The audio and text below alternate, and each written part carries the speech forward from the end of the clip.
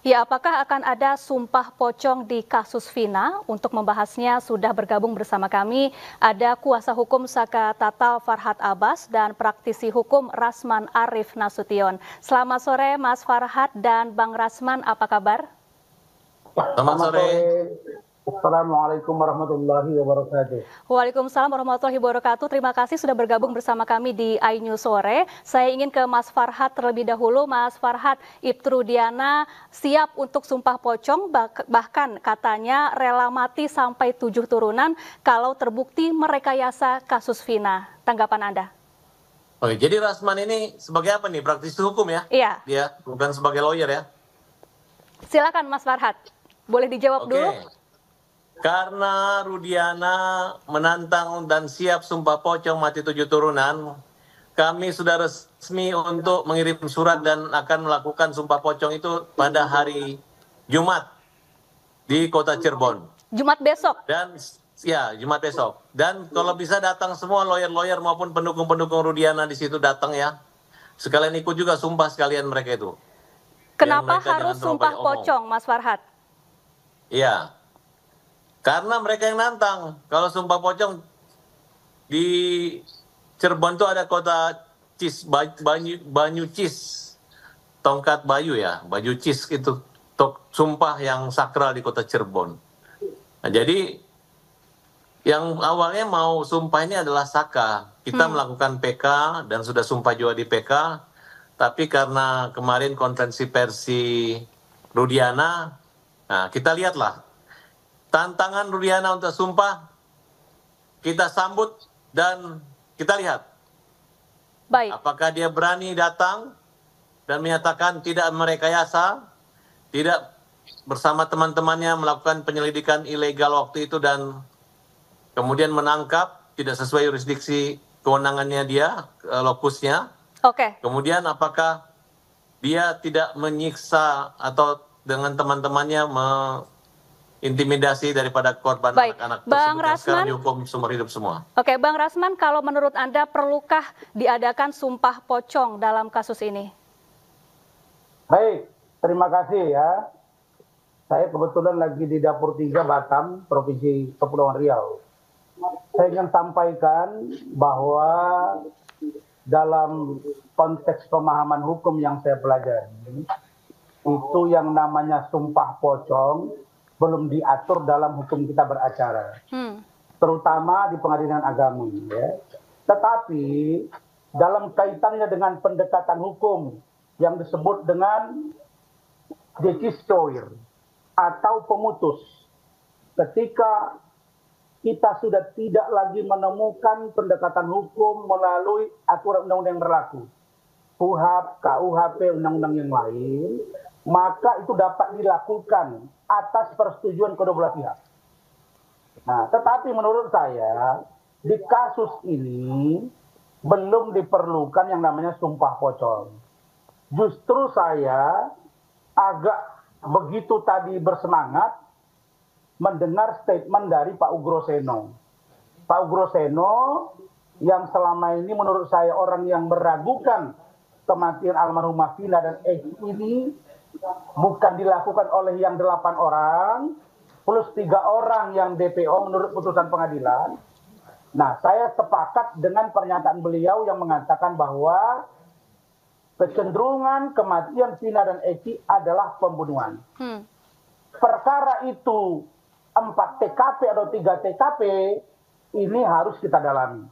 Tapi ada poin penting yang mau saya sampaikan ya. Setelah mencermati 2,5 bulan, bahkan 3 bulan kasus Vina dan Eki ini, saya mulai mengkerucut ke satu pemikiran bahwa kalau ternyata, ingat ya, kalau ternyata kematian almarhumah Vina dan Eki melibatkan saudara Rudiana, ya, ini dalam pikiran saya ya, karena kasus ini makin sengkarut gitu loh. Kalau ternyata nanti putusan Saka Tatal ini melalui PK yang diajukan dan oleh Mahkamah Agung dinyatakan bahwa dia misalnya diterima PK-nya, lalu kemudian hasil pemeriksaan oleh Baris Krim Polri terhadap penyidik yang melakukan proses penyelidikan dan penyidikan di Cirebon Kota 2016 dan Polda Jabar, kalau ternyata itu besok mengkerucut kepada satu skenario, termasuk dugaan melibatkan Ibtu Rudiana, maka saya orang yang pertama yang meminta agar Ibtu Rudiana dihukum seberat-beratnya. Baik. Tentu ini melalui proses yang panjang ya. Kita beri kesempatan kepada Mas Farhad untuk menanggapi pernyataan dari Bang Rasman. Silakan Mas Farhad. Itu Rudiana itu kan polisi, penyidik. Ya kalau dia udah nongol sekian lama hilang, kemudian nantang sumpah pocong lagi, jangan dihalang-halangi lagi Rasman. Suruh dia datang nanti hari Jumat. Karena ini kan niat baik dia. Justru dengan dia sumpah pocong itu bagus, beban kalian itu berkurang. Karena kalian lebih membela diri dari Rudiana membela sendiri. Orang yang nggak ada waktu itu kalian bela mati-matian. Sekarang mereka udah mau sumpah pocong, kenapa kamu larang? Nggak boleh dilarang, biarin aja. Dan sumpah pocong itu juga bukan berarti orang jadi pocong. Atau itu hanya, kalau nggak menggunakan seragam pocong nggak apa-apa, datang aja ke masjid. Kita disumpah, sumpah muhabalah. Kemudian menyatakan bahwa apabila kebohongan itu lebih baik dapat laknatullah. Diazab kan, dan Saka siap. Nah sekarang Rudiana udah menantang kita, kenapa dihalangi, kenapa dianggap tidak perlu. Silakan datang gitu, karena omongan itu dilakukan di depan konvensi pers gitu. Justru kalau dia udah menantang, kita mau datang, tiba-tiba dia dihalangi, justru kita bingung gitu. Nah, jadi luruskan aja, jadi enak kan, polisi juga tidak terganggu, Rudiana kan bicara secara pribadi. Karena kita nggak menyuruh Kapolri atau Kapolda yang sumpah pocong, tapi dia yang minta menantang sumpah pocong dan siap. Nah, kira-kira begitu. Baik, Bang Rasman, silakan. Jadi menurut saya, tahapan ini harus kita lalui. Kan hukum itu kan ada hierarki ya. Ketika proses hukum yang sedang berjalan ini selesai, lalu kemudian masih menimbulkan keraguan bahwa ini belum menemukan titik keadilan itu sendiri, barulah menurut saya dapat dilakukan sumpah pocong itu. Saya kan katakan, saya nggak ada kepentingan dengan Ibtu Rudiana. Jadi pengacaranya juga saya nggak berkenan kok. Yang saya katakan adalah tempuh dulu proses yang sedang berjalan dan kalian menunggu putusan PK, tunggu putusan itu. Kalau ternyata juga nanti penyidik Bareskrim yang sedang memeriksa penyidik di sana mengarah kepada Ibtu Rudiana, maka saya orang yang pertama minta Ibtu Rudiana dihukum. Tapi persoalannya, ini bukan persoalan larang atau tidak melarang. Saya kan praktisi hukum sekarang posisinya ini. Pendapat hukum saya lebih cenderung tunggu putusan PK, dan saya dengar Rivaldi juga akan PK, ada lagi 5 lagi akan PK, ya sudah kita lihat. Karena saya yakin, dan hakul yakin, bahwa pelaku sesungguhnya insya Allah akan terungkap. Apakah itu yang 8 orang, atau ada orang yang lain, atau ada melibatkan Ibtu Rudiana, atau ada geng dan lain sebagainya, pasti akan terungkap. Dan siapapun pelakunya, hukum seberat-beratnya. Itu dari saya. Baik, silakan Mas Farhad. Jadi apakah sumpah pocong ini bisa secara signifikan membuat kasus ini semakin terang? Ya kalau saya lihat hari ini, kalau Bung Rasman ini bicara udah agak berubah, udah rada ngeper itu, saya yakin beliau kayaknya udah kembali ke arah jalan yang benar. Tidak ada yang ngeper di sini. Saya ya, tidak ada yang ngeper. Kemarin kan kalian tidak berubah. Keras banget. Dengar dulu yang saya katakan, bahwa tindakan polisi tentu sudah melalui prosedur. Dan kalau ternyata ada Polri yang bertindak tidak prosedur, hukum. Ingat kata-kata saya. Oh, nggak bisa, saya Man. orang yang konsisten di sikap saya ya. Waktu Ingat awal saya kan yang kita udah konsisten di sikap. kata-kata saya. Kita ini pengacara mau pilih surga atau neraka. Kalau sudah misalnya nanti yang kalah masuk neraka, yang menang masuk surga. Jangan yang sudah masuk neraka pengen masuk surga lagi. Nggak usah bawa surga dan neraka di sini. Karena saya yakin saya masuk surga dan Anda yang masuk neraka. Nggak usah kita bahas itu. Itu lagi udah mulai terpancing emosi ini. Semua tadi udah benar, sekarang udah mulai terpancing lagi emosi. Baik, oke. Baik Mas Farhad, ini Bang Rasman yakin bahwa kasus ini adalah pembunuhan. Silakan Bang Mas Farhad. Yang jelas datang besok Jumat sekalian dengan Rasman menyaksikan sumpah pocongnya. Mungkin Bang Rasman akan datang nanti hari Jumat besok untuk menyaksikan sumpah pocong. Menantang orang sumpah pocong tapi menghindari. Ini main-main ini mereka ini. Ya, silakan Bang Rasman. Saya pikir Saudara Farhad tidak pada posisi memaksa untuk Ibtu Rudiana disumpah pocong. Saya melihat pernyataan dari Ibtu Rudiana itu di depan Saudara Horman Faris Utapia. Itu sah-sah saja.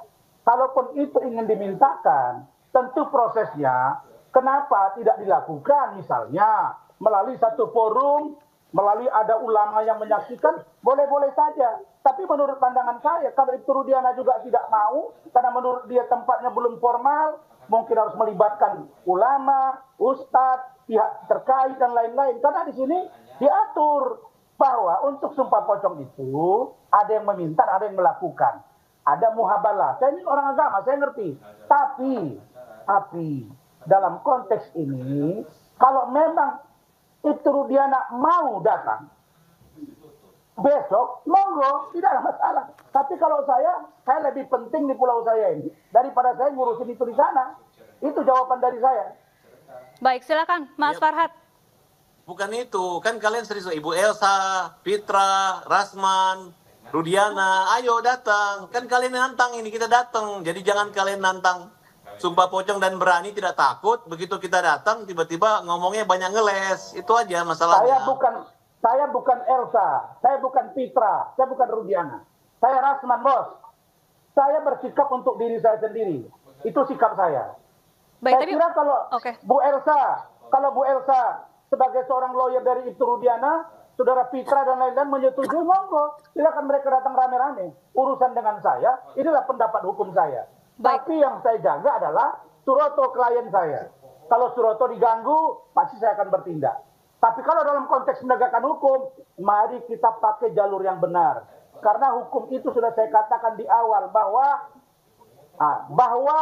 fakta sun potentio servis, bahwa 1000 orang yang berkata akan mengalahkan 1 orang yang melakukan perbuatan. Jadi menurut saya itu kan masih muhabalah. Zaman dulu, zaman era jahiliyah, orang sumpah pocong itu dapat laknat dari Allah Subhanahu wa taala. Baik, tapi kalau memang Mas Farhat, untuk sampai sejauh ini apakah sudah ada komunikasi untuk melakukan pertemuan di hari Jumat besok dengan tim kuasa hukum Ibtu Rudiana?